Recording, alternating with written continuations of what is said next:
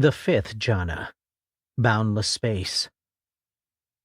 To attain boundless space, the fifth jhana, we continue to cultivate the fourth jhana and begin to gently pay less attention to the objects or occurrences in the meditation space and more to space itself. How big is reality? Tuning into the panoramic quality of attention itself when in the fourth jhana can be very helpful. This requires a careful balance of attending to what is going on while tuning out a substantial portion of what's going on, and finding that this slippery balance takes practice.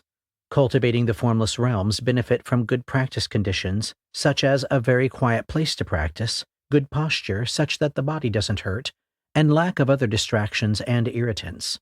When the balance is right, forms then slip away like ghosts into thin air, and the mind turns to boundless space, the fifth jhana, as the object of concentration.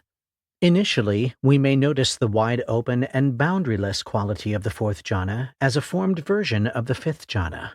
I would label this state J4.J5, meaning that there is still form, J4, but that one is noticing its boundless aspect, J5. Like a halfway point between the two that is starting to turn from the fourth jhana into the fifth jhana way of perceiving space. And then we take that aspect as an object to the exclusion of the aspects of experience that are no longer obviously bounded. This is the two-step approach to attaining this jhana. For most practitioners, this is closer to the way it happens. Some can just detune from form and thus go directly to the fifth jhana from the fourth. Both methods are just fine, and it is interesting to play with making this transition both ways. The fifth jhana is often called infinite space, and the following one is often called infinite consciousness, but I prefer the word boundless because it is much closer to the actual experience of these stages. People imagine that they might simultaneously perceive the whole of space for billions of light years in all directions, which is obviously daunting to ponder. But what happens is that perceptual boundaries drop away and a very intuitive and vast-feeling openness prevails. This open quality itself becomes the primary focus rather than what is unified in that openness. This aspect was already present in the fourth jhana, but now it predominates. The same is true of the aspects of the next formless realm. The fifth jhana is not necessarily as perfectly clean as it sounds, depending on how solidly we are in the state, but it is quite spectacular, at least until we get used to it. Once we get used to the fifth jhana, as with so many other spectacular things, it eventually gets boring, J5.J3. And strangely enough, when this genuinely happens on its own, rather than trying to stimulate that boredom because you read it here, that is a sign of maturation. When this state is really cultivated, all or most images and sense of a body are gone, and almost all that is left is vastness. When this state is mastered, all bodily qualities and ordinary forms are totally gone, and the sensations of boundaryless vastness pervade. There is still subtle thought operating and the illusion of a separate self, that is, duality, but the mind is extremely quiet and the duality very subtle. Alternatively, we could reasonably hold the view that the fifth jhana, being clearly something entirely different from the ordinary material world around us, is itself mentally created, and thus that the fifth jhana is purely thought-made, as though we have entered a totally different realm or plane. This would imply that the reverse of subtle thought is true, and that it is not that thought has become subtle, but a refined, stabilized, unusual way of perceiving thought has arisen and become so prominent as to displace ordinary material experience. Regardless of how you choose to conceive of what is going on in the fifth jhana, the equanimity of the fourth jhana remains, as the formless realms use that state as their foundation. Sounds might still be noticeable depending on the depth of the state and how loud the sounds are. A strong practitioner will cut out all but loud sounds when in this jhana. This may happen in other jhanas as well. Note, if we attain this state while meditating with eyes open, it may have a very different quality to it than with eyes closed. Formless realms with eyes open, you might reasonably ask. Yes. Here we get into interesting territory when it comes to categorizing meditative phenomena. There is something I term J4.J5, meaning that we are really in the fourth jhana, but have tuned strongly to its boundless elements while not detuning entirely from form, achieving some hybrid that sits on the boundary between the two. Many eyes-open experiences that have vast, seemingly unitive aspects are like this.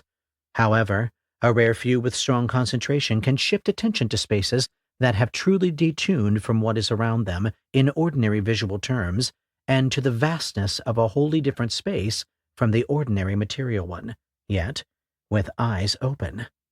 It is not uncommon for people to get into the fifth jhana and then retreat back to the fourth when the body drops away, as they can feel ungrounded or as though they are not breathing.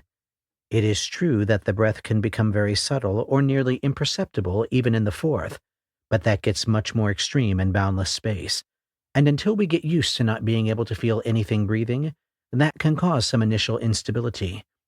As we get more used to this state, we realize the body is going to breathe because that is what it does, and we can relax and go back to enjoying these jhanas. It is also worth knowing that there are some insight stages, specifically the third and fourth, described later, in which the breath sometimes does stop, and those stages can also have formless aspects. Whereas in those stages the breath does stop, in this jhana it does not stop, but rather cannot be felt unless attention tunes back that way. From the fifth jhana, meditators have a few options. 1. Get stuck, which may be more likely if they are incorrectly practicing non-dual formless practices by fixating too much on phrases such as space-like awareness. 2. Go on to the next formless realm, boundless consciousness. Or 3. Investigate this state so as to attain insight into it. For this option, special care and extreme precision must be brought to each instant of the many sensations making up the perception of space, silence, or equanimity, so as to see each of these experiences arise and pass completely in each instant, not satisfy, and not be a self or the property of a self. It may seem odd to think of the sensations of space arising and passing away in each instant, but space is a conditioned aspect of relative reality and is thus impermanent along with every other aspect of experiential reality.